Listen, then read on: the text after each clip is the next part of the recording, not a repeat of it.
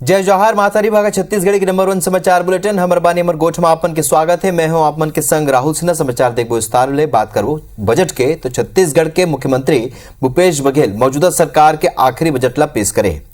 मुख्यमंत्री भूपेश बघेल लगभग 55 मिनट के अपन भाषण में बहुत कन घोषणा करीन है और बजट में हर वर्ग ला खुश करे बर आने बड़े घोषणा करीन है। मुख्यमंत्री भूपेश बघेल कहीन है कि हम छत्तीसगढ़ के माल ला बढ़ाए हन।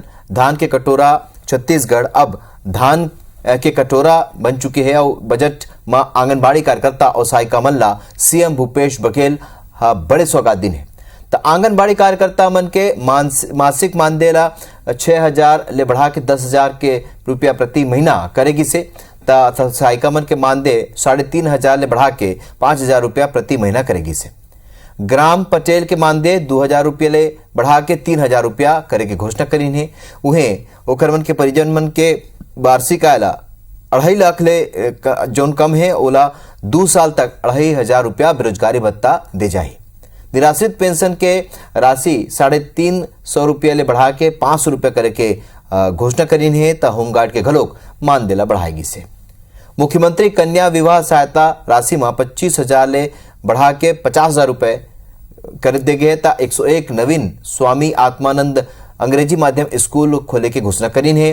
कवर्धा में नवा जंगल सफारी पर 2 करोड़ राशि और नवा रायपुर के जंगल सफारी के उन्नयन पर 11 करोड़ के राशि ला मंजूरी दी है। जांजगीर कवर्धा गीदम और मनेन्द्रगढ़ में घलोक का मेडिकल कॉलेज बनी। तो 10 पुलिस चौकी और 10 थाना भवन के निर्माण करे जाही। रायपुर बिलासपुर दुर्ग में नवा साइबर थाना बनी। शहरी क्षेत्र पर 1,000 करोड़ के प्रावधान करेंगे। स्वामी आत्मानंद विद्यालयों में 2,38,961 छात्र छात्राएं अध्ययनरत है। इस वर्ष 101 नवीन स्वामी आत्मानंद अंग्रेजी माध्यम विद्यालय खोलने का प्रस्ताव है। इस योजना के लिए 870 करोड़ का प्रावधान है। तो मुख्यमंत्री भूपेश बघेल आज छत्तीसगढ़ विधानसभा में प्रदेश के बजट ला पेश करे। बजट में मुख्यमंत्री सब्बो वर्ग के ध्यान रखे है। बजट के बाद मुख्यमंत्री भूपेश औ का कही से मुख्यमंत्री ले विशेष बातचीत करी। हमारे संवाददाता सौरभ से परिहार। मुख्यमंत्री भूपेश बघेल ने छत्तीसगढ़ विधानसभा में आज 2023 और 24 का बजट पेश किया है।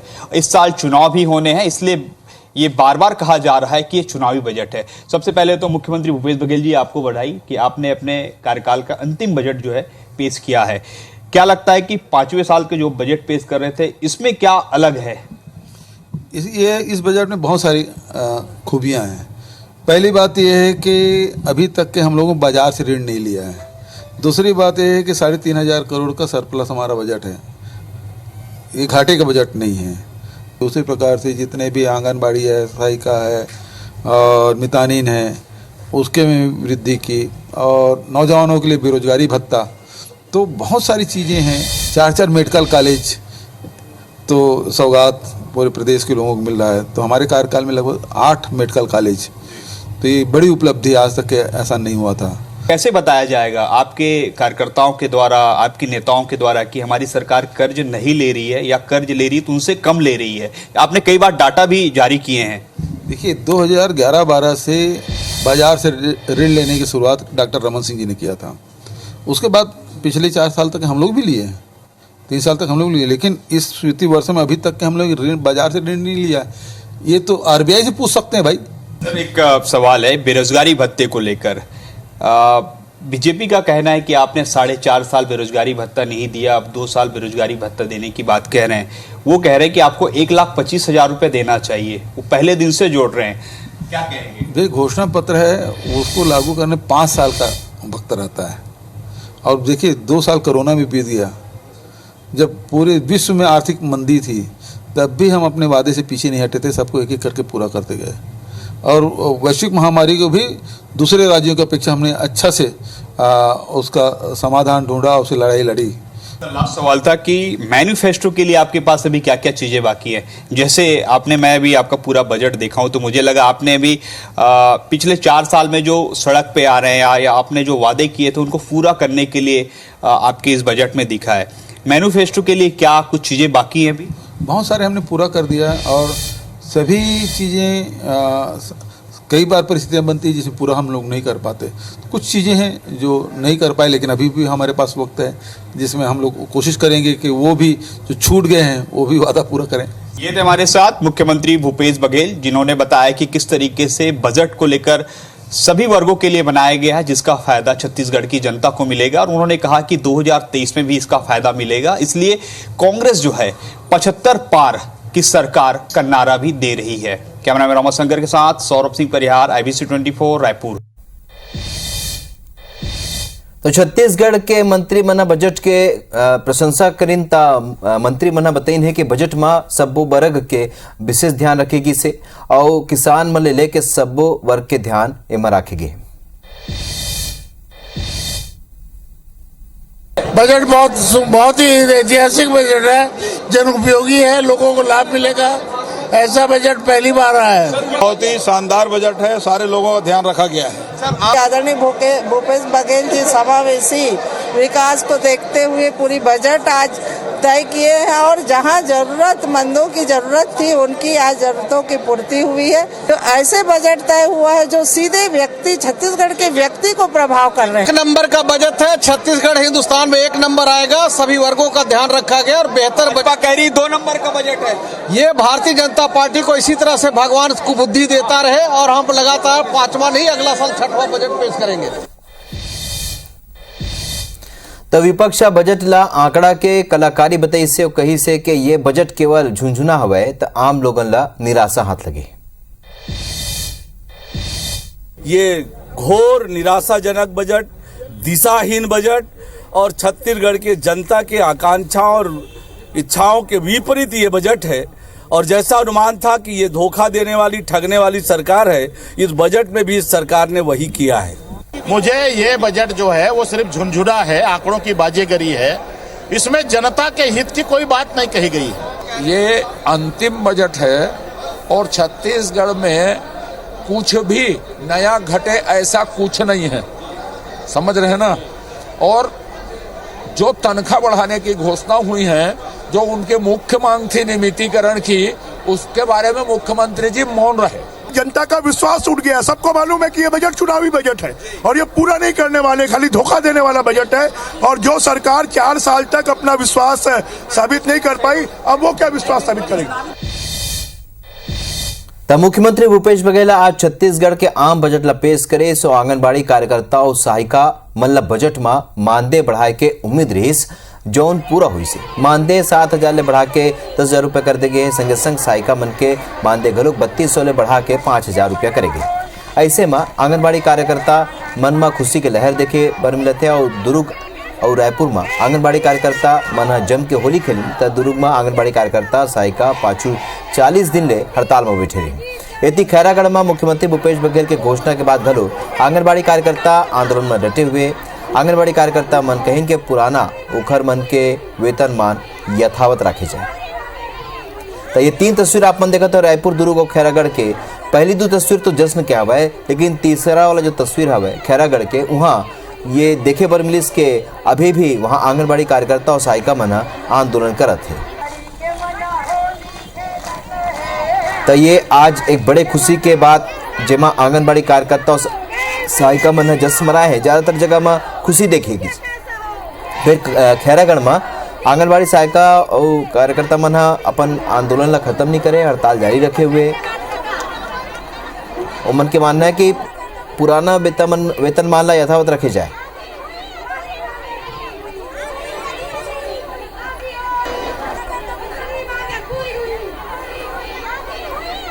उन्होंने जरूर हमारे लिए कुछ सोच के 10,000 को रखे हैं, सहायिकाओं के लिए 5,000 रखे, लेकिन भविष्य में हम बिल्कुल कलेक्टर दर की मांग रखेंगे। लेकिन अभी के लिए हमारे मुखिया को बहुत बहुत धन्यवाद देते हैं। महिला दिवस के पूर्व में पहले उन्होंने हमें सम्मान पूर्वक दिया, हम संतुष्ट हैं, लेकिन हमारा संघर्ष जारी रहेगा क्योंकि कलेक्टर रेट हमारा मांग था।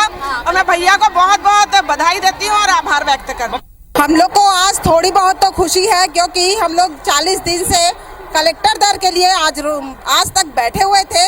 शासन कहीं ना कहीं हम लोग को उठाने के लिए 10,000 और 5,000 दी है, कलेक्टर दर नहीं दी, इसलिए उतनी खुशी नहीं है। सरकार घोषणा करके हमें कहीं ना कहीं उत्साह दिया है, उमंग दिया है और और हम होली के त्योहार में इतना उत्साह उमंग के साथ अपने काम में वापस जाएंगे और सरकार को बहुत बहुत धन्यवाद देते हैं कि हमारी बातों को आज बहुत साल बाद 23 साल बाद हम 10,000 मानदेय पाएंगे। हमको बहुत ही खुशी की बात है और जीने लायक वेतन हमको कहीं न कहीं मिल रहा है। सबको मालूम है कि प्रदेश का जो मुखिया है बहुत संवेदनशील है, सभी वर्गों को ध्यान में रख के उन्होंने जो आज बजट पेश किया है, आज हमारी बहनों का 10,000 रुपये और सहायिका दीदी का जो 5,000 उन्होंने जो बढ़ाया है, मैं माननीय मुख्यमंत्री जी को बहुत बहुत धन्यवाद बधाई देना चाहता हूँ। तो मुख्यमंत्री भूपेश बघेल आज वित्तीय बछर 2023-24 के बजट ला पेश करीस और बजट पेश करे बर मुख्यमंत्री हा जौन ब्रीफकेस के उपयोग करी से ओमा छत्तीसगढ़ी सभ्यता संस्कृति और छत्तीसगढ़ सरकार के परंपरा के झलक देखे बर मिली से।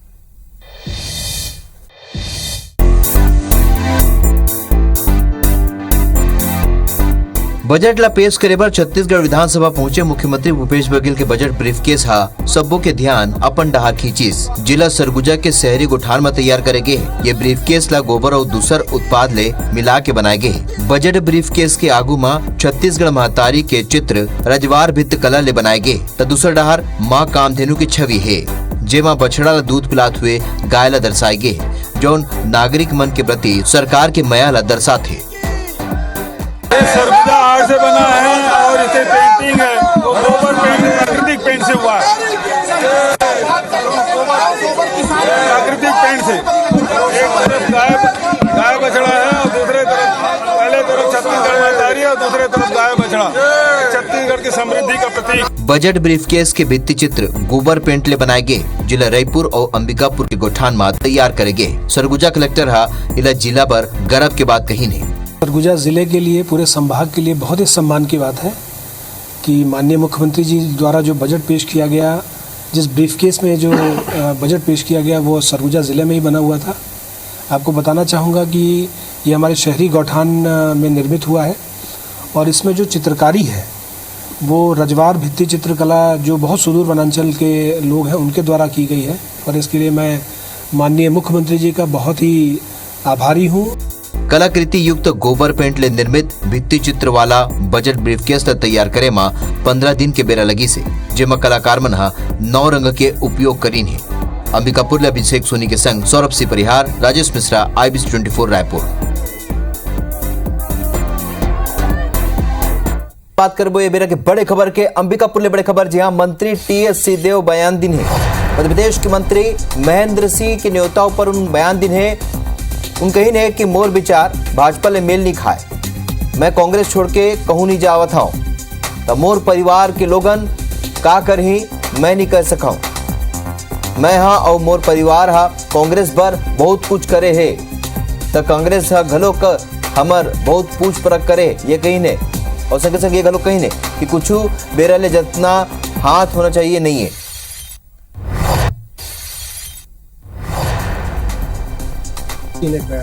हाँ, मेरे समझी हैं, हम लोग के अत्यंत आत्मीय संबंध हैं जो हमेशा बने रहेंगे। पहले वो कांग्रेस में थे, ज्योतिरादित्य सिंधिया जी के साथ वो भाजपा में गए तो बात आती है, आपस में भी कभी कभी बात आती है, महाराज कहाँ आप अभी भी वहाँ हैं कांग्रेस में, देखिए आपके साथ धोखा हो गया, आपको नहीं बनाया मुख्यमंत्री, निर्णय हुआ था वो लागू नहीं हुआ, तो वो बात अपने जगह है। लेकिन मेरा विचार व्यक्तिगत भाजपा के साथ मेल नहीं खाता। वैचारिक कोई दुश्मनी नहीं है। हम लोगों का परिवार 90 साल से करीब 90 साल हो गए होंगे, 9 दशक हो गए होंगे कि कांग्रेस के साथ हर ऊंच नीच की स्थिति में बना रहा। राजपाट गया, मैं बार बार कहता हूं कि कांग्रेस नहीं लिया। मैंने और परिवार ने हमेशा ये देखा कि कांग्रेस का जो माध्यम है काम करने का लोगों के बीच में, ये हम लोग को स्वीकार्य रहा। कांग्रेस भी हमारी देखभाल करती थी। अभी कुछ दिनों से जरूर ऐसा लगता है कि जितना